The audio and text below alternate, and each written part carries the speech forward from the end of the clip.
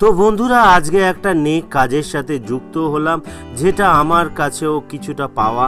তো মাটির হাঁড়ি নিয়ে এসেছি, মাটির হাঁড়িতে জল দিচ্ছি, কেননা মাটির হাঁড়িতে জল কিন্তু অতিরিক্ত ভালো ঠান্ডা থাকে। আমি প্লাস্টিকের এতে জল দিচ্ছিলাম, তাতে কিন্তু জল গরম হয়ে যাচ্ছে। তো আজকে ভালো লাগছে, ওদের জন্য মাটির হাঁড়ি নিয়ে এসেছি।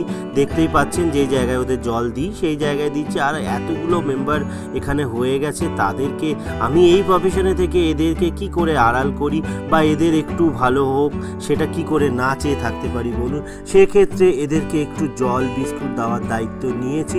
যতদিন পারবো এদেরকে করব, ভগবান যদি আমাকে সুযোগ দেয় আরও ভালো করব। দেখুন জলের বা হাঁড়িটা দেওয়ার পরেই খেতে এসে গেছে। এইটাই ভালো লাগে, এইটাই পাওয়া।